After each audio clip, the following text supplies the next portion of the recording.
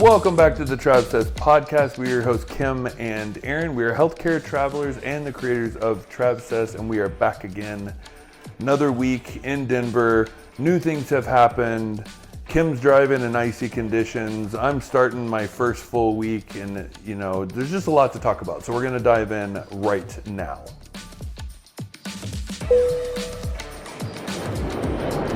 Flight crew, please prepare for departure. So we're recording this. It is 7:30 on Wednesday night, and we were literally sitting here. We were watching a podcast ourselves, and so we took me to the vet earlier. We're like, okay, oh yeah, it's Wednesday. We got to record the podcast. We'll do it when we get home. And then we just forgot. We got into something else, and then we're sitting here. We had our dinner. We're watching this podcast. We're like vibing, and then Aaron's like, oh my God, we never did our podcast. And so then we literally just paused this other podcast to then record this one. Yeah. So here we are on Wednesday evening. Hey, it's done. We're getting it done. What a doozy. Oh, I do want to say before we get into all the things, as a, I guess kind of like, I don't know, an ad for this podcast is the Peru trip. I wanted to talk about that just for a second because there's a deadline to sign up. And so I reached out to the company that we go through for like our guides, our hiking guides and that kind of thing. Rainbow Mountain and all of it. Yeah. Like our local team there. And I'm like, okay, the dates for Peru are July 21st to July 31st. So we're hiking the Inca Trail this year. And so with the Inca Trail, you have to get permits. So Salcantay is what we did last time. You don't need permits for that. So hold on, let me turn off the heat because we have like all these noises happening right now. And so we didn't have to worry about that. So, but Inca Trail, you do. And they go very fast. They only let a certain amount of people on the trail every day, which is really nice actually, because I never felt like it was super crowded at all.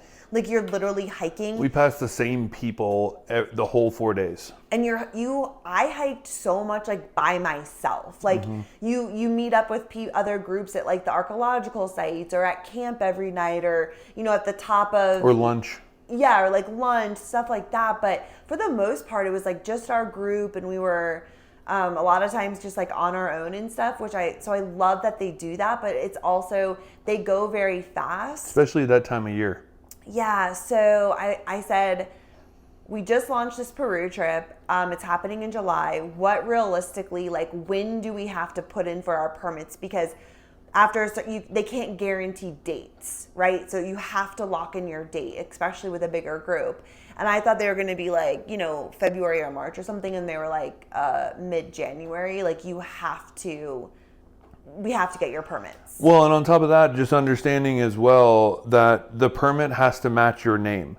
You can't have like, okay, well, Kim and I will take 10 permits and what?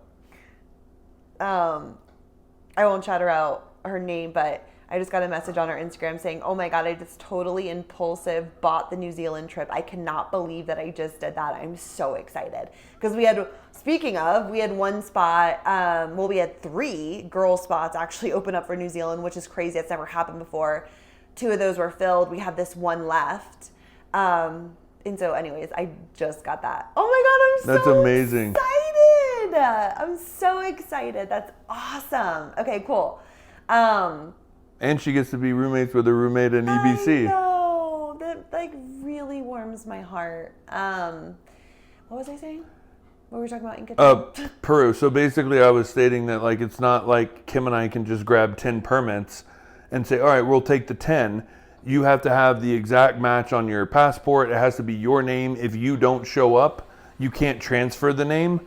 So basically we would be ordering the permits and then we'd have to order more permits because once those are gone, they're gone. They don't refund them. It's not. And you can't transfer them. You can't transfer them. them. It's in the name of the person. And when you begin the Inca Trail, they have passport control. So they actually check the permits with your passport. Like it's crazy.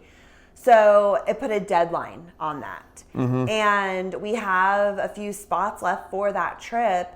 And I just think, again, we've talked about this a million times, but just if you have been wanting to do a hiking trip with us, like it's the only hiking trip that we're doing in 2024 because we're postponing Kilimanjaro. 25, buddy. Or, oh my God, 2025.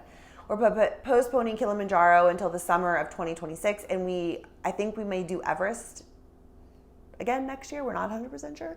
But Peru is the only hiking trip that we're doing next year.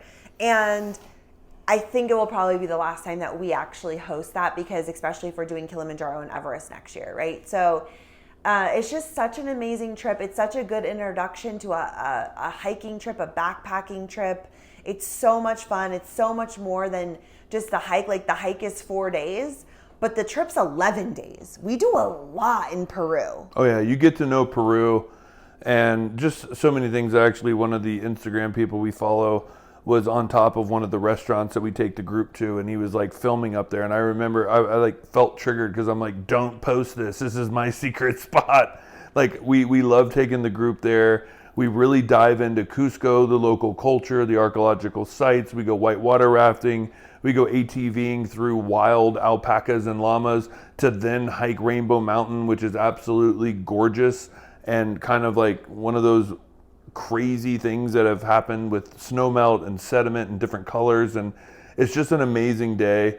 There's cooking classes. There's food tours. I mean, you name it, we got it. There's chocolate making classes if you want that. Like we have this down pat, and we actually took a year off from it. And that's the one trip I missed. That's me too. Like, I missed it. Peru is a place that it's kind of like a Bali for me, because completely two different trips, right?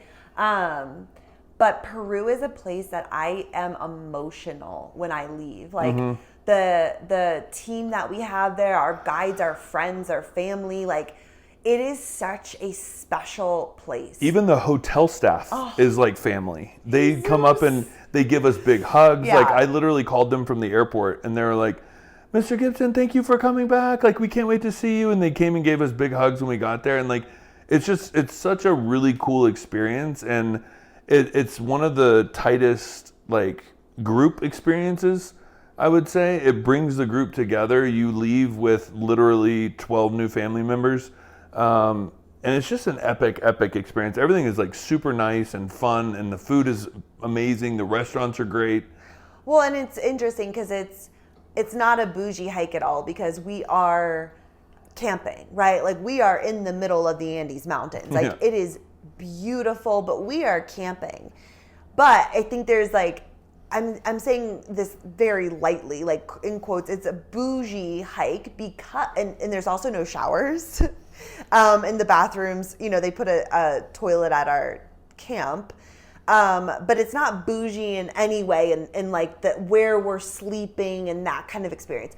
But it's bougie in the way that we have the most amazing team. So like the porters are carrying our bags. They're setting up our tents for us. When we walk into camp, they have we call them bird baths. We show up with like warm water that we can wash our hands, and they do happy hour with tea and hot chocolate and snacks while the chef is preparing us dinner. And the meals are so incredible. It like literally, like I never say this with a hiking trip. Like Everest, food is not great. Patagonia, food is disgusting. Okay, like don't go to Patagonia for the or hike the W trek for the food. But with Peru, it's different. Like the food is part of the experience. And so it's bougie in the way that you feel very taken care of. You have your meals, you have the people helping you, and they're just like so incredible. But it's roughing it, and it's hiking, and it's camping, and you're in nature, and it's a challenge. So you get all like the good gritty side of it, but you also get kind of the support side of it too. So I think it's like the perfect blend of a hike. 100%. So anywho, all that being said is that if you're interested, if you've been thinking about Peru, if you've wanted to come with us but it hasn't worked out, or you want to do a hiking trip with us, or you're kind of just like on the edge of what trip to do, Peru will change your life. 100%. It's magic. And we have a couple spots left. The trip sign up will close that second week of January, probably the second week of January, and then it's just done. Because again, with the permit. So if you're interested, definitely go to our website, Travsessed.com, click Adventure Trips. You can read all about the full itinerary, day-by-day breakdown, get a sense for what does the hike even look like, how many miles do we hike every day, what's our elevation. The itinerary breaks it all down for you. So read over it. And if it feels like a good fit, we would love to have you. And you can always reach out if you have any specific questions. We actually just decided we're going to do a Zoom. Mm-hmm. So this comes out Thursday, the 12th. So next Thursday, we're going to do a Zoom. Oh, you did it for next Thursday? I thought you meant, when I was talking to you, I was talking about tomorrow night. So, okay, I got to check my schedule. But yeah, I think we're okay. Okay. If Aaron's not on call. I'm not on call, actually. Okay. But we're going to do a Zoom, and if you're on our email list, then you'll receive the link to join. But we'll do a Zoom call where we answer questions about the trip and kind of just go over it a little bit more. So stay tuned, and we'd love to have you if you want to come to Peru with us. So seriously, let's go. Let's freaking go. Dude, you'll never regret it. No. People, like we've had people that have come on 5 trips with us, right? And that while they love all of the trips and all the trips have their own magic to them and their own specialness, people always go back to like that Peru trip though. Yeah. That was freaking legit. That was life-changing. And I don't think that there's been one person who hasn't said that who's come on that trip with us. So, and we've done it 4 times, 4 different groups. Yeah. No, you're right. And it's a really good warm-up if you're like, I want to do like a Kilimanjaro, I want to do an Everest, like I'm interested in like stretching myself and challenging myself. Peru is such a great warm up to a trip 100%. Like that. You can see how you react in altitude. You can see what it feels like. You can see how you react to hiking, all day long. Yeah, right. Right? Like that's a different game, right? Yeah. Most people go for hikes and they do like one day and they're done, but just thinking about waking up and doing that again and again and again and again. Right? 100%. And then there's not even talking like if you're a sports person, like to me, like the hike on the last day where you're like waking up at 3 a.m. to get to the gate and then they open the gate and then it's like go because you want to be one of the first to be at the top of the sun gate that overlooks Machu Picchu whenever the fog clears and you can see it for the first time and you've been hiking the whole time. And then you come into Machu Picchu and like you're, dirty and stinky and like just that feeling of like accomplishment to then reach that 7th wonder of the world. And we get to go through Machu Picchu and they teach us and like everything. And we get to see all the things we were learning. And like, it's the closest thing to coming out of a tunnel for sports before a game, right? Because it's like people see you, they're clapping for you. It's just like a whole thing. And they took the bus up like losers. Yeah, and there's like an emotional feeling together, and then like we're taking final pictures, and then we're done walking. Like we're about to get on a bus, and go have a celebration lunch, and then get on a train, and we're done. And then the next day we get massages, and we have our final dinner and party, and just like we get to party with our guides, and it just ends up being such a fun night. And like it's all in celebration of that experience. And like it's just one of a kind, dude. Nobody does Peru like we do, and nobody will. No. Last thing I'll say, because the whole podcast is just like a Peru ad, but I think it's important because I will say that going to Machu Picchu was so cool, right? Hiking in was so cool, like seeing it, learning about it. You're like in one of the 7 wonders of the world. You're like, how is this here? It's crazy to see in person. But we all agreed that like while seeing Machu Picchu was cool, it was the journey that got us there, the hike that got us there, those nights in the Andes, those nights like sitting around and just like in our tent and like sitting around having dinner and talking and like being alone and like the nature that surrounded us and like that was the highlight. Like going to Machu Picchu, there was thousands of people. It felt like Disney World. We were all just like coming out of the woods, like what the culture shock? Fuck, where are we? Mm-hmm. Right? Like, and so the Machu Picchu was the payoff for what we did. So it elevated that whole experience because we're like we made it. But if I would have just taken a bus up to see that, while you can appreciate what it is, it just kind of feels like you're at a freaking amusement park. Yeah, and people are all dressed up and they're taking their pictures and we're all like judgy. We're like, you didn't fucking earn that shit. Get the fuck out of here, you know? So like, if you want to see Machu Picchu, you want to go to Peru, which should be on everybody's bucket list because Peru in the country itself is just amazing. Taking the Inca Trail to get there is the move. It's the move. 100%. All right. Moving on. So I guess let's start with your first week because you got thrown in to like a crazy situation that we've never experienced as travelers. No, we haven't. And I think, okay, so basically the backstory is I was in orientation all week. The orientation was delayed completely until basically Thursday was kind of my first day, but not really because I still didn't have any logons. I couldn't do anything. So I was just more or less observing the day and like helping circulate and just kind of be there.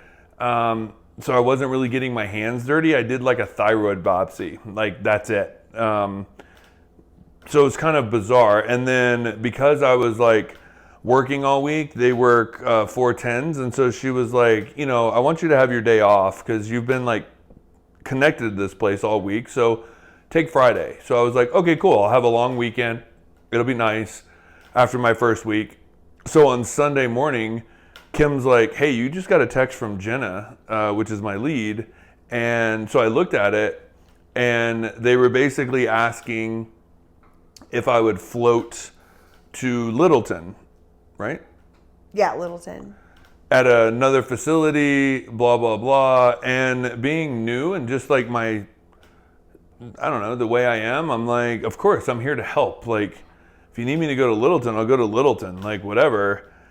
But then like once I said I was like in and I was doing it and it was real and like I talked to the lead out there and we just kind of talked back and forth. I started to feel really, really nervous like Sunday night. Like I don't even know the place that I'm at currently. I don't have, you know, sign-ons. I don't know how to like go through their process, which I should have known as a traveler. They're not just going to stick me as like, but I didn't know what to expect. I just know that like they were short and they had a super busy schedule and they needed help. And so I was happy to go help. And so I went in there and that was nerve-wracking. Everything was kind of smooth. Can I just say one thing? Yeah. It's weird because you never get nervous. Like even when you were going into this contract, I'm like, are you nervous? Well, there's always a little bit of nerves. I get way more nervous than you do, but I was like, are you nervous about like tomorrow is your first day? And you're kind of like, no. Like there's always nerves because you're going into something new. Yeah. You're starting work again after being off for 5 months. Like obviously there's stuff there, but you don't get nervous very much. So the fact that you were like so nervous to go into this place was like not like you either.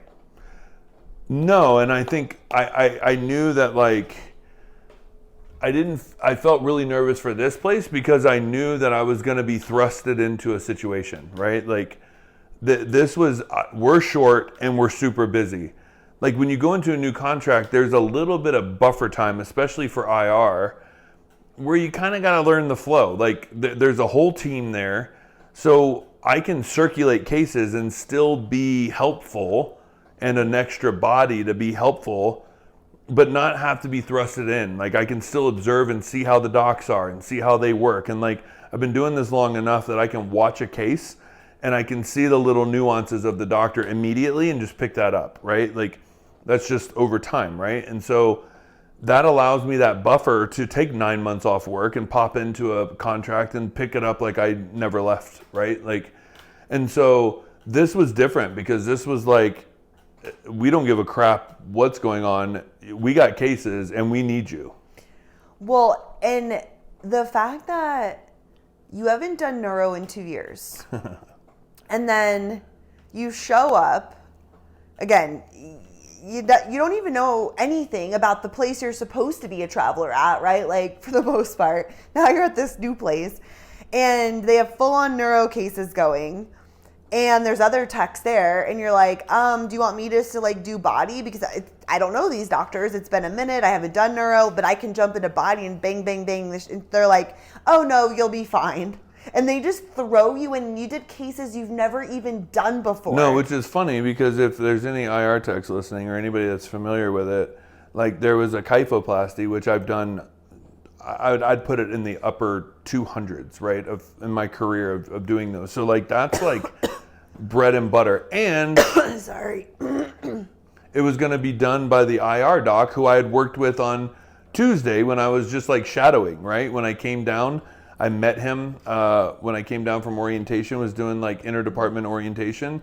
So like we had already established, he knew me, I knew him. And so it was like, okay, cool. That's a way to jump in. Like I'll do that. So we're inducing the patient with anesthesia. They've got the mask on her, starting the induction into anesthesia, and they come running in. They're like, she's got to go. Like we got a stroke coming in, and I'm scrubbed in. And so now there's no chance of me like backing out of this thing. So now I'm just like, okay, what do you use for strokes? Like, how do you like do this? How do you do that? Like, what does your doctors want? Like, what do you, like, what's the flow? Like, what do I need to do? What am I responsible for? And they're telling me this as they're wheeling this guy in, and he's got droopy face, and he's young, and he's symptomatic. And if you know anything about stroke, it's literally like they're timing from door to needle stick, and like that's a big rush. So there's not a lot of, hey, just kind of walk me through this real quick. So I'm now switching my tray from a kyphoplasty to a stroke and trying to hurry up. And then the doctors, both of them, both attendings come rushing in, and it's the head neuro guy for the group and some other doc who, thank God, he was absolutely phenomenal. And so I had two of them scrubbed in, which took a lot of pressure off of me, but like I wasn't even completely ready, and they're already sticking the groin, and now I'm way far behind, which then I feel like leads to mistakes because I'm trying to rush and keep up. And I also like have ego to where I don't want them to think I'm a dud, like, you know. And so there's like, if you wash that part out about like worrying about being not good, then it's really not that bad. But like when you have that added pressure of like, I want to be good. I want them to know that like I came in here and I'm not even from this facility and I rock this stroke. Mm-hmm.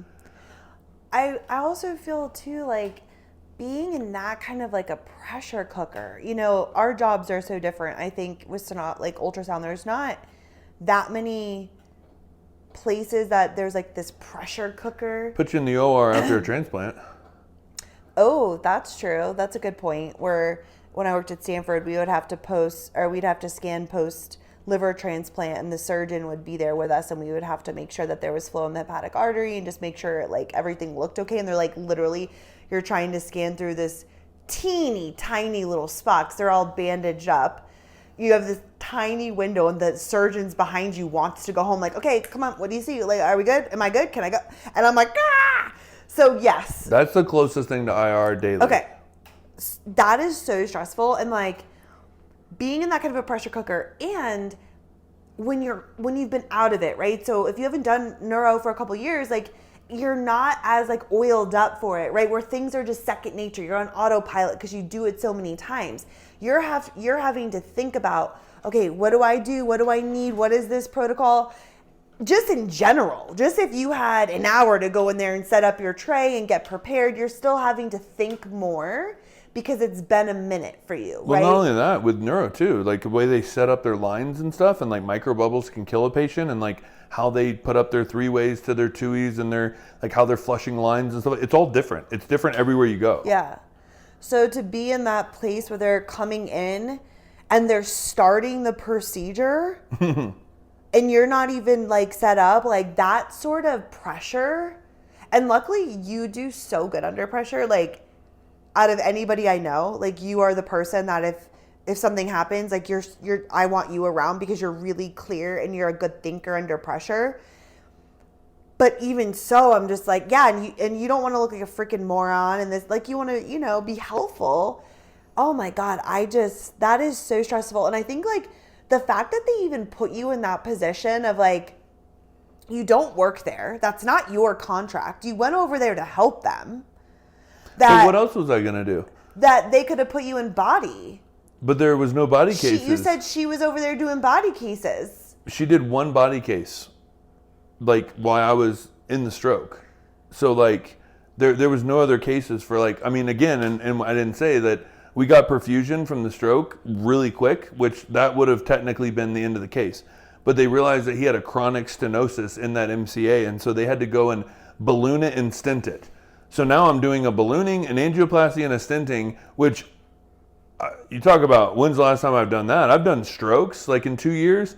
I haven't done a ballooning and a stenting in the brain in God knows how long. And so prepping the balloon and like, granted, the doctor did all of it, but like I felt obligated to help, and I didn't know the first thing to do with it, but I know how to do an angioplasty and a stenting because I do that in IR. So it's the same flow. It's just like a little bit more pressure because of the brain and like. Oh my God. Yeah, and it's a time thing. Oh my God. It's a time thing, and you can't have the balloon up long enough, and it's got to be prepped properly, and like, so like I want to be helpful, so I'm like moving, but I don't know the flow of those doctors, and so the case was started at 9. It got over at 12, and so I'm scrubbed in. They're not going to scrub me out, like, you know what I'm saying? So like, technically, I was going to do the kyphoplasty, which was the body case. I thought that she was doing body cases, and just said like, because you said that you went over and talked to her and just said like, hey, like, I haven't done a carotid. I guess this is another case you did. Yeah, I haven't done a carotid stenting before, and she was doing another case where like, I can just do the body case if you want to go like handle that, because I've never done it before. And she was like, oh no, you're fine. You go do that. Well, and I was just like, what? Yeah, because that was true. And so then I scrubbed a carotid stenting right after that. So 2 back-to-back major cases that I have not done in 2 years. So again, it wasn't bad in the like whole picture when you step back, right? Like I did it. It was fine. Both doctors thanked me for helping. They said I did a good job. Whether they were bullshitting me or not, I don't know. I'll never know. Who cares? But like, I know the director, I guess, talked to my manager and just expressed countless joy for me coming over and how much of a help I was and a pleasure to work with. And so that made me feel good, because I feel like, one, I did it because that can go a long way in a contract of good graces, right? Like when you're willing to step out of yourself like that, I could have easily said no. That's not in my contract. I'm not doing that. But I do feel like it gives you personable step up. Yeah, it gives you that extra, like they were so appreciative. So it goes a long way, you know, it's like, wow, Erin didn't have to do that. Because that's the other thing too, is that, there's contracts that you'll see, or you'll be on the interview and they're like, we require our traveler to go to multiple locations. Like it's part of the deal, right? That wasn't this job. That was not your job. Your job is here in Parker. That is your facility. You are not a floater, right? You're not going to sister hospital. So like they asked you for a favor and you did it, and that goes a long way. And I said like, that better not become a part of like routine, because it's 20 minutes away, which isn't far in the grand scheme of things. But also that night you drove home in a snowstorm. Of the first night, like we had major snow since you've been working. And instead of being across the street, which we moved strategically, right? We strategically chose to live here as opposed to somewhere else, because we were across the street from your job. So when you get called in or you have to go to work, even if it's snowing, at least it's easier to get to. You're not on 470 in a fucking snowstorm. Well, and you had to drive 20 minutes in the damn snowstorm. Well, what's hilarious about that is I think I manifested it, because I remember I said to you, have you checked your weather app? Like, God forbid I get a snowstorm on the first day that I have to like drive to another facility. It's just like par for the course. Like, I even said that. And I pulled up my app and I was like, oh, it's sun. Like, we're good. Which, by the way, whatever this app is, weather app, I need to delete, because it totally lied. And even when it was actively snowing, it just said sun. Yeah. Like, it doesn't work. No, I know. And so I manifested that, obviously.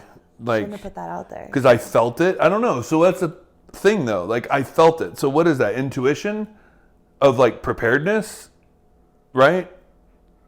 Versus manifesting. So like that's almost like, that's a whole nother subject for another day. Yeah. But like intuitively I kind of felt that like this would be the time that we get a snowstorm, which was absolutely crazy, because I'm driving on 2 of the most like craziest highways in Denver, And don't drive in snow. I drove in Wisconsin once just to see what it felt like. And I got stuck on a hill because I had a truck and like with rear wheel drive and it was a stick shift, which was like horrible. So I never did it again. Like if it was snowing, I stayed inside. Kim had a Camry and basically worked across the street. I had an Altima, bro. Altima. Yeah. And so she actually had enough weight to get around and whatever, even though she wasn't like all-wheel drive, but like she didn't have any issues. We lived across the street. We lived across the street, so she only had to drive like a tenth of a mile to work. So it was great, and she had indoor parking. Mm-hmm. So like I'm driving down this highway and I'm observing everything, and we're going. At one point, I was going 18 miles an hour on a 75 mile an hour street, and they haven't cleared the roads yet. It was actively snowing. We had gotten about 2 inches, and so I couldn't see any of the lanes. So I noticed the cars are so spread out where you're not usually that spread out on a highway because the lanes are closer. So people were just driving in the middle of the lanes because you couldn't see where the lanes were. So all you're doing is staying in the tire tracks of the person in front of you. And so I'm like, oh, like you talk about learning on the fly. So thank God we have a 4-wheel drive, all season tires and everything like that. So I felt safe, but I was like, I watched a car in the opposite lane spin out in front of everybody, right? Like, and I'm just seeing all this stuff happening and I'm like, oh my God, just get me home safe. So I drove 30 miles an hour, it was my max. And it took me like almost 37 minutes to get home, which was an 18-minute drive, going to work. And so then it's funny because I got home. Well, go ahead. Go ahead. And I'm on call that night for Parker, and they strategically, they just don't get called in very much, which is why I was like, I'll take call as much as you want, like it's great, whatever. I get called in for a Neff tube during the middle of the storm. So you get home, you drove through the snowstorm, and you had a crazy day, right? Because it was so much thought, it was so much anxiety, pressure, and hard work. And just to like put it in perspective, like real quick, the hospital you're currently a traveler at, that you were hired to be a traveler, you do thyroid biopsies, liver biopsies, paras, thoras, the stuff that we do in ultrasound. So like as a sonographer, majority of places, I don't know if I've ever worked anywhere that doesn't do procedures of some sort, but in ultrasound, we have procedures. And those procedures are thyroids, liver biopsies, thoras, paras, those kinds of things, right? Because IR, they don't do those small cases. Anymore. Ultrasound has to do them because IR does like the big boy cases and they're too busy to do the smaller cases, which is why ultrasound will take them. And a lot of times it's like, we're so freaking busy and now we have to do this. So it's like, it's crazy and they take a long time, whatever. But that's what you're doing here. So like, you're getting paid a shit ton of money and it is a small IR department that literally does ultrasound cases. I know you guys do some bigger cases. Oh, we do prostate embos and Y90s. No, I know. I'm talking about the flow, like just the overall, right? It's not this like crazy department that you're so used to working in, right? This is like a walk in the park compared to what you've ever done. It's a beautiful place. Yeah. I absolutely love it. So then 20 minutes up the street, it's like crazy town USA, right? And so like you spent the whole day in this crazy environment. You were nervous. You didn't know what to expect. You're doing cases you've never done, which we all know when you're doing something you haven't done before, like it's so much more brain power, right? And which, just side note, it's crazy because this place is looking for travelers. And you landed this dream job where you're making really good money to do a job that is more easeful compared to what you usually do.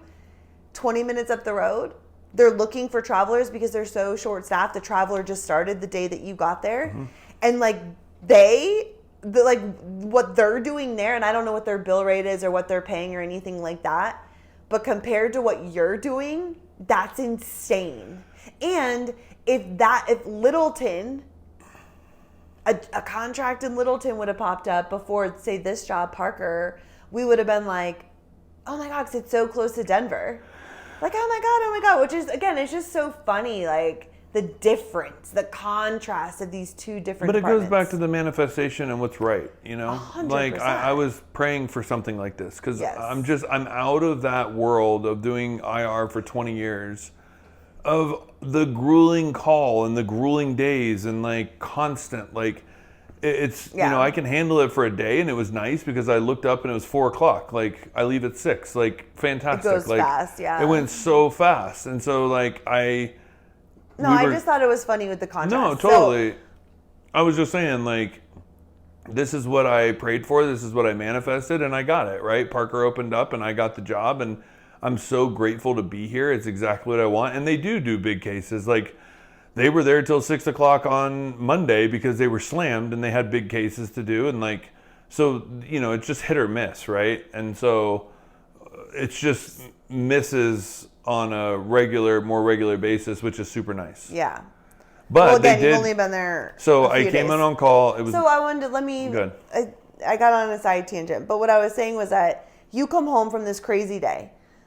You're exhausted. Your head, like, you're just like, oh my God, like you're just spent. Like, you're in a mood. Mm-hmm. You're like, I just want to eat my dinner and zone out. Like, I'm just fucking, like, I'm just fried. Well, just having conversations with you was like a lot, you know, like for me, my brain. Oh, like, I know. Like, you I don't even want to talk. Like, eyes gloss over, just like, no.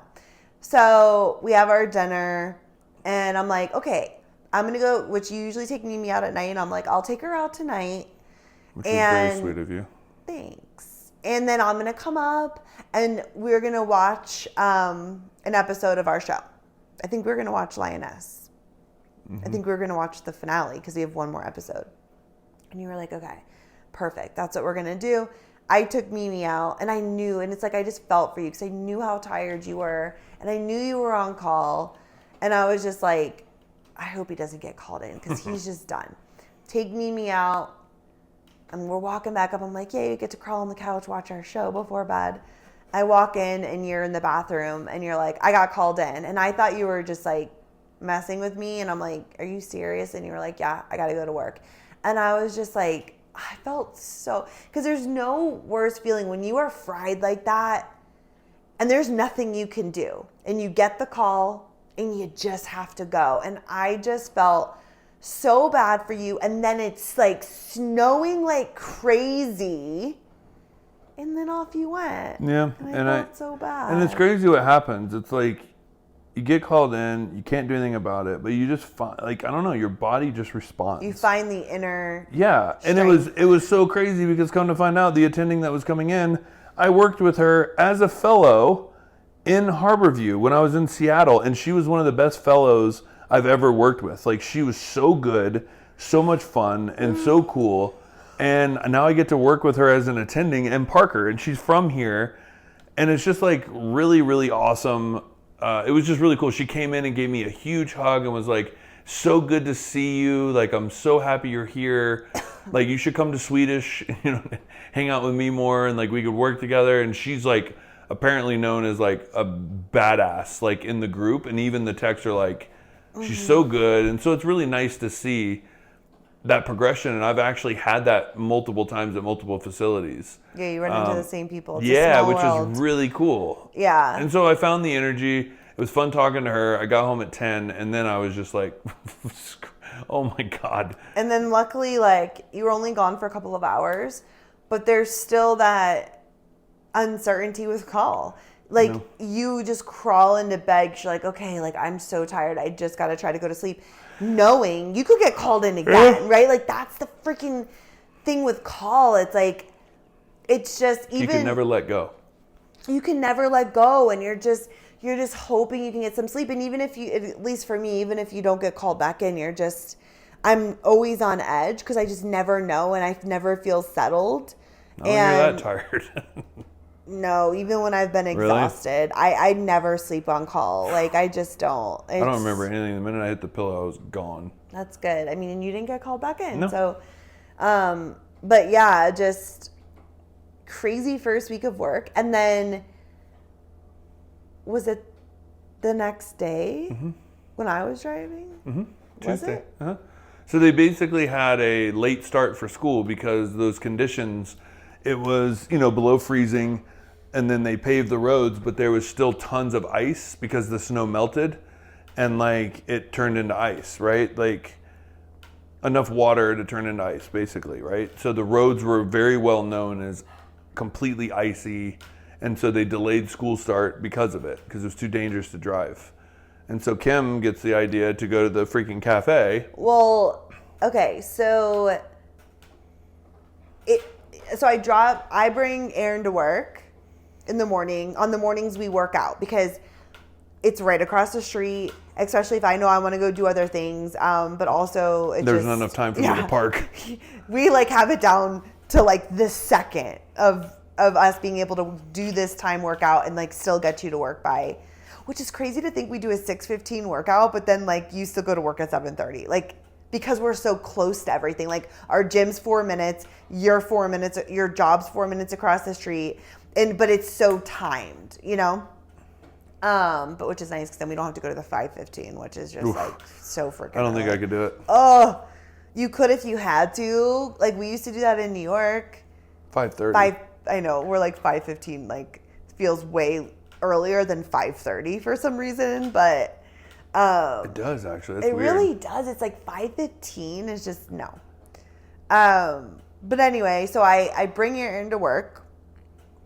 And they had cleaned the roads, but it was early. So I drop you off at 7:30. It's early. And like there's still snow, there's still ice, and the sun hasn't really come out. Oh my God, babe, you just threw her. I set her down, but she didn't put her leg out. Oh, buddy, I heard the butterball. Sorry, buddy. Mimi's on drugs anyway. We got her some.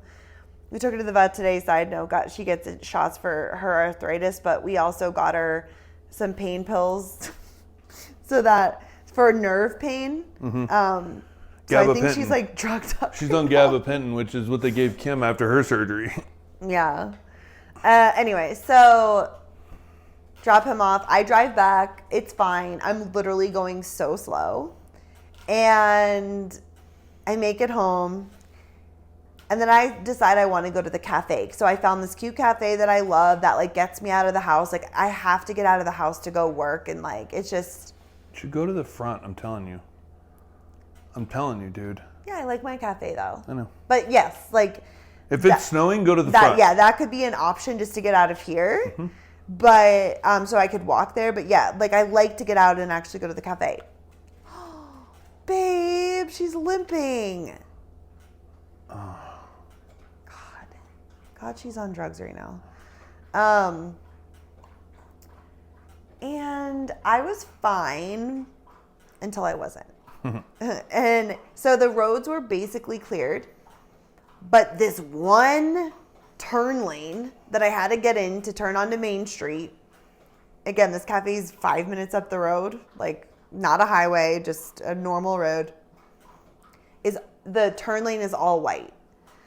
And I was thinking, oh, it's just like maybe some snow, maybe salt. I didn't know, right? I'm not like a winter driver aficionado. Like, Not a driver aficionado yet. like I never even drive. I'm just working up to like driving again, which is a whole nother episode. We can talk about that. Yeah, that'd be good. Like how I'm in therapy and all that. Like we have so much to talk about. So I get over into the turn lane and the light's red and I'm going slow. Again, I'm not like driving quick or anything. Going slow, but now I'm slowing down. There's a car in front of me. The light's red. Push on my brakes like I normally do to stop the car, and the brakes completely locked up because I was on ice. And I could not stop and I was sliding. And to my left, there was like a banister, like what they do construction. You know how they put up those barriers. Yeah. Banister. I don't know what it's called. Banister. Barriers. barriers, and then the car in front of me. And I am sliding, and I'm just like, oh my God, I'm gonna hit this car. And I'm freaking out. I've never felt that before. It was like complete loss of control in the car.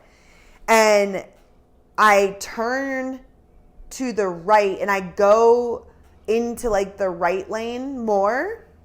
Like my front half's in the right lane, but I'm still kind of sliding, so like my back half's still in the turn lane. And thank God there was no car coming, because or a car there. Right, I would have 100% hit a car, one of the cars, because I did not stop in time.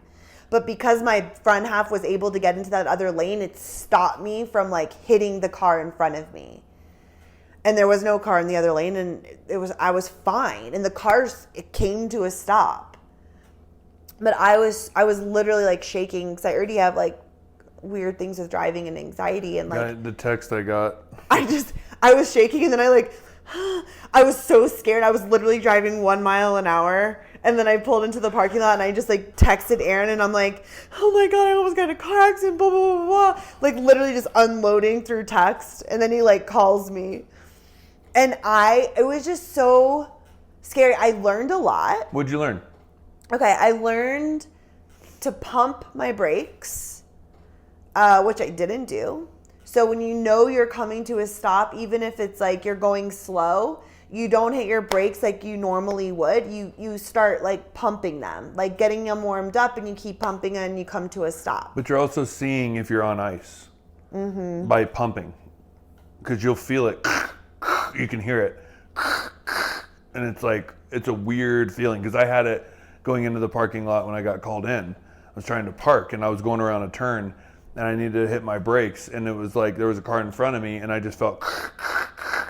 So I was like, oh my gosh, like, and as I pumped, I was able to slow down enough that like it was able to stop even on the ice.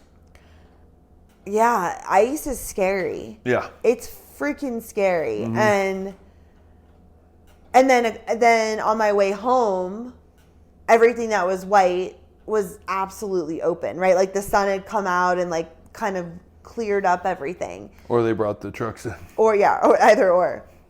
But it was like, okay, so things were normal, but I was literally driving home like pumping my brakes the whole time. Well, what else did you learn? People were like going around me, like Good. just like go around, just like pumping. Put your hazards on. With my Florida tag, they're like, oh my God, this girl, get her out of here. I learned you should turn into your slide, which I still don't know what that means, but I guess maybe I did that naturally because I was sliding to the right, and I was wondering how you steered. Because it was like a natural thing. Thank God you went right, not left. But because of the banisters, like, you know. The barrier. I still don't know exactly what that means. That just happened. So if your car's going to the right, you turn to the right. Where right, most but how people, you don't know how you're feeling. Right? What do you mean how you're feeling? Or where you're going. Because I was just going straight, but then it was veering, and I went to the right. But like, it wasn't like my car was just going right. Well, there's people that like, so when they go into a full spin, that's when you turn into the spin, because a lot of people want to turn, they want to adjust, right? They feel the car go to the right. It's a natural reaction to go to the left, and that can like lock you up, flip you. It can do a whole bunch of stuff. So you turn into your spin. And allows you to control your vehicle. Yeah. Somebody gave me a really great tip on Instagram. Got actually a lot of great tips from Winterfolk people. But she was like, you should go into a parking lot at night, because at night it's guaranteed to like, there'll be ice because it's cold, whatever. And do like donuts, slam on your brakes, like, which terrifying. Like, I don't know about doing donuts and stuff, but she was like, get a hang of how your car handles so that you know what it feels like, and you know what to expect, and you know what your car is going to do. So you have a better understanding of how it feels, because when you're on the road, you will be better equipped to handle it. So like in that moment, in real time when that happened, I had never ever experienced that before. So that feeling was like, oh my God, right? So she was like, get into a parking lot and just fucking go ham. And I'm like, that sounds terrifying. But also I think it's good advice. It's great advice. Because then you know what to kind of expect. So, well, and then we got a lot of, people asking about our tires and things like that, which is really good because, I did look it up actually today, and we do have all season tires. Whether the tread is good, we did buy this car used with 27,000 miles on it. I feel like tires go for 50,000 miles before they need to be changed, but we can definitely look into that. But I think I can still put a penny in the tread. So tread looks bleak compared to other people's tires. I'm like obsessed with looking at other people's tires now, and I'm like judging. I'm like, they got good ones. Like I feel like every car I see has like, they look like utility tires. Like they look like Mack truck. Is it a Mack truck driver? Like a crazy person's car. Okay. Like, what are those cars? Those big monster trucks? Monster trucks, yeah. Okay. Like, and we have these like little bleak, tiny little tires. Like, I just feel like our tires are like bleak compared to everyone else's. Like, everyone's looking at us like, oh my God, like Florida plates, look at their tires, Like, because I feel like it doesn't belong. I mean, naturally, the 4x4 Jeep with the altitude package, like they have all terrain, all yeah, but you don't tires. know. We didn't buy that car new. We bought it at 36,000 miles. 27,000. Okay, 27,000 miles. Who knows? Did they change the tires? It doesn't matter. The tires are usually good around 40 to 50,000 miles. But they could have changed them. Those might not be the tires that came with the car. Is what I'm saying. Oh, well, okay, then they got newer tires on there. But they might not be all season, is what I'm saying. They're 100% all season. Oh, because I looked them up. Oh, okay. Anyway, so yes, our first winter experience, which is so funny because people are like, winter hasn't even started in Colorado yet. Just wait. Yeah. And they're also like, Colorado does not shut down for snow because they're so equipped for it. So it's not like something that, obviously like they had the delay in school and things like that, but like things keep going, right? And they're like, wait till like we really hit winter. Yeah. Wait till the spring. And I'm like, okay, because we keep saying like we love Colorado, and I do. But I'm like, ask me at the end of this. I don't like the driving situation at all. No, and I think obviously like manifesting, right, long-term goals is on a snow day, we work for ourselves and we get to choose where we go. Of course, but right now in the interim, it's like I almost took a job in Colorado Springs. I know, I'm like trying to swallow. Do you hear my throat? Mm-hmm. I've been having a sore throat and I feel like, I don't know, it's just from talking, but it's thick, it feels thick. But I almost took a job in Colorado Springs. It's an hour and a half away, so that's not ideal. But it was 3/12s, and then it was nights, and then it was weekends. And I'm like, fuck that. All of that just says no. It just sucks. But it was after all of that, I'm like, you know what? I'm not driving an hour and a half. An hour and a half in the summer sucks. But like, in the winter, like I'm not messing with it. It's just not going to happen. No. Unless it's something close, like I'm not doing it. Like in the winter season. So, it'll be interesting to navigate this. Again, I'm all for the snow. I love that. But the driving is scary to me. So, I don't know, man. Well, I did play it out in my head too because we said, if Kim gets a contract, then I'm going to get a scooter and I'm going to ride it to work. But like, what would I have done? Like, I don't think a scooter goes through 2 inches of snow. Like, what if it's like another 20-inch snow day? Like, what am I going to do? Walk? You know what I'm saying? You're not taking like a bird through like 5 feet of snow, bro. I mean, I'd try it. Just like doing like a tunnel. I'll have a scraper on the front. Like a plow. Yeah. With like the salt on the back. That would be hilarious. I'll be doing the sidewalks for people. Oh my God, dude. I don't know. This is all new to us. Like, we're from Florida and we say that we haven't lived in Florida full time in 13 years. Okay. But the places we've lived where it's been winter, Wisconsin, which was my first New York. contract. And we had that whole experience where, you know, you had the pickup truck and this and that. And we had like crazy snow experiences there, but I worked across the street, so it was easy to get to work. New York, we had no winter. It snowed like one time and it was bleak. But we got out in January, so. Right. So we missed, you know, probably the real winter. And then West Virginia, we had nothing. And Seattle, we had snow. Yeah. But it's not And normal. I drove the smart car up the hill in the snow. What? No, you and I... You don't remember that? We had gotten rid of the car, and I was like I had to take a smart car to work on the day it snowed in Seattle proper, downtown. And I had to go up a big hill in a smart car when it was snowing. And I was so nervous. I don't remember that. Oh, yeah. Because it doesn't usually snow in Seattle. But I remember you and I were I have a picture of us kissing. Because I'm like, this is so romantic. It's like all the snow with the snowflakes.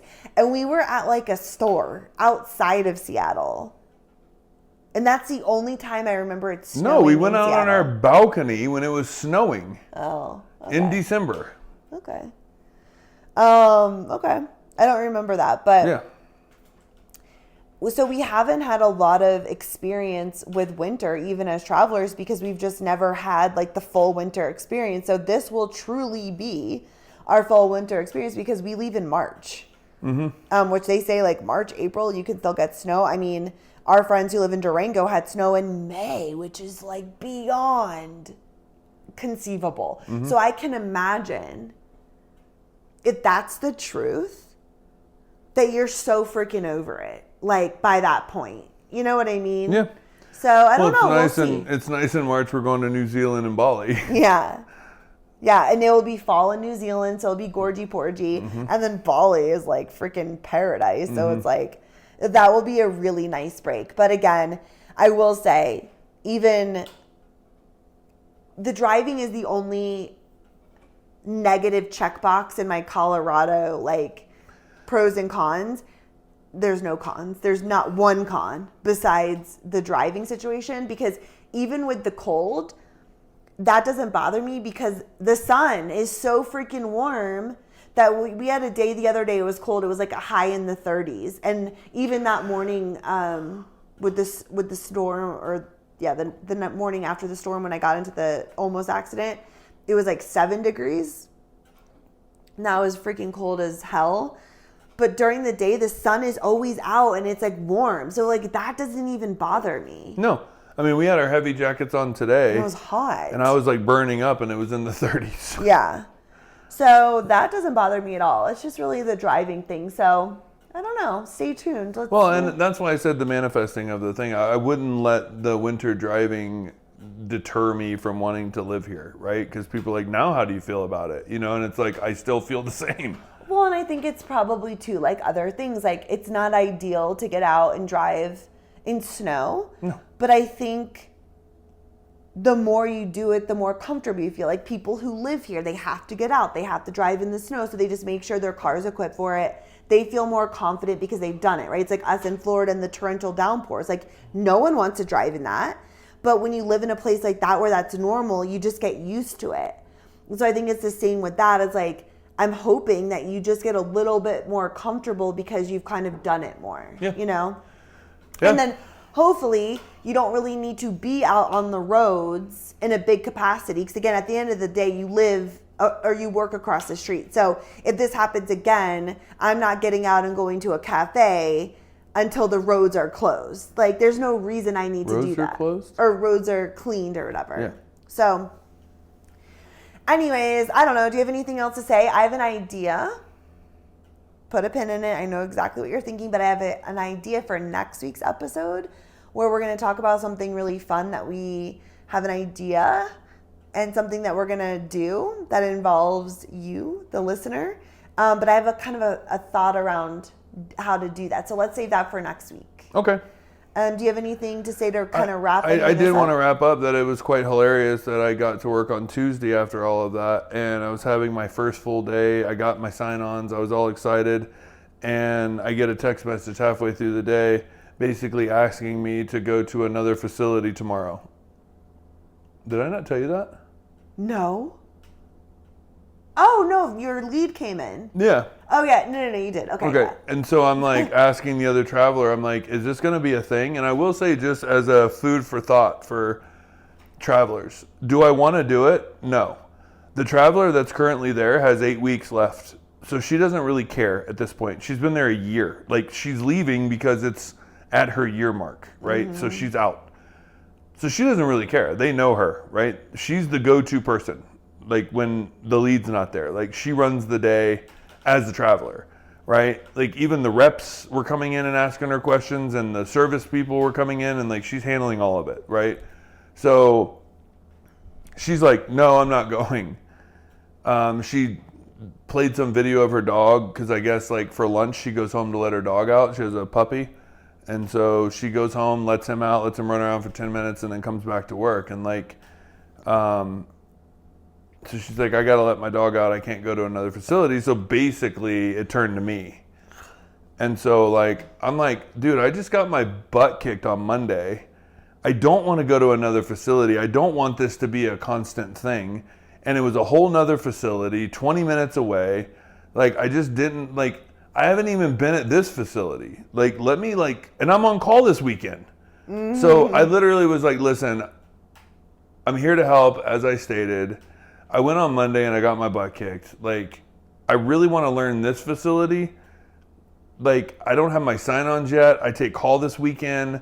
I want to learn the flow, so I just feel better, because I came in on call and it was a organized clusterfuck. Like, honestly, like, I didn't know how to put the machine and detent and get it going. Like, I didn't know there was a little button on the back. Like, I didn't know any of that stuff, and I had to figure it out. And like, I felt silly. Like, silly enough that I whispered into the doctor's ear. I was like, technically, this is my first time in the department. Like, I don't know where anything is. Like, the nurse was super helpful. I didn't have Pyxis access for her to waste drugs. Like, she had to call the nursing supervisor and wait like a half hour when she could have went home, because like, I didn't have any access. And so like, I'm like, no, like, I need to be able to like run through a procedure, feel like I can check things out. I don't have billing access yet, and like, I'm supposedly going to get that tomorrow. So like, I need to do cases and like run through an entire case by myself. So she was like, oh, I totally understand that. But I will say, as the food for thought, like, you can easily be like, that's not in my contract. But they're obviously stating that we have 4 techs at this facility. We don't have a heavy schedule. They're paying me a lot of money. So is it, well, then we're canceling your contract, or you're going to help, right? So that just depends on how you want to look at it, because I would much rather stay here and not have to pack this place up and go somewhere else. So I'll float if I have to, if that's what keeps my contract. Yeah, if it comes down to that. But yeah, I think, again, it's just insane that, you know, you had to go through all these orientations and stuff, but then they literally just throw you in the deep end here of like, to have a weekend of call and not have access to what you need to have access to, like, make sure you can get through a case and make sure you have everything you need to feel confident and ready, like, is just poor management. Like, no, it's not. I think it is. No, it's not. They're setting you up and throwing you in situations that, like, again, to go to another facility when you're on call this weekend and you don't even know how to run the department you're currently in as a traveler by yourself is insane. Yeah, I guess, I don't know. I guess I look at it as like, I know how to do cases. I can scrub cases. Yeah, I know how to like. But you can scrub cases, but the point is that you also have to run all of the things when you're on call. You have to know how to do all the computer stuff, all the billing, all the charging, get the Pyxis, get the thing, all the blah, blah, blah. Like, so you should know how to do all of that before you start going anywhere else. Well, right. And I think as a whole, yes. So like, if I didn't have Epic access, then yeah. But like, I have enough access that I can close out the procedure and let the doctor dictate, and then I can save all of the packaging and we can do it on Monday, right? Because I can go back in. Yeah. So like at least like it doesn't prevent me. So I made sure that I had Pyxis access. That's hard to say. For the nurses, so that way I can be helpful with that, and I can draw my own drugs and things that I need to draw up. So like they don't have to do it for me. So I made sure I had that. I'm all set with that. And also like there's a line between being helpful, which you were, but also setting a boundary, because if they're like, Totally. oh, this guy, anytime we ask him, he's gonna go. Totally. And then they start to like, you know, they're doing that all the time, and then you know what I mean. So it's like this line, like you want to be helpful, but you also want to be like, no, I'm not gonna do this all the time. Right. Like, and again, I strategically chose to live across the street from the hospital for a reason. So this was never part of my contract. So I get what you're saying is like, obviously if it came down to them being like, hey, like we're going to have to let you go because we don't freaking need you, which they don't because that other traveler is leaving. So there will be just 3 of you guys again, and they're new techs that they're training. So that's not going to happen. But if it came down to that, they would obviously talk to you about that, right? Yeah. So, but we're talking about 2 different things in general. All right, we're way past our hour. Okay, so check out Peru. I'm Travsessed.com. And Come to Peru. Come to Peru. Don't check it out. And also say come. Okay, listen, it's 8:30 at night. I can't even like think anymore. But come back next week because we're gonna talk and share about something really cool that we're gonna be doing. So Please listen next week. please. I really wanted to talk about it this listen. week because You made it this far. I'm freaking pumped about this idea, and it's gonna be really cool, and All right. we're gonna need your help. Okay. We'll see you next week. Bye.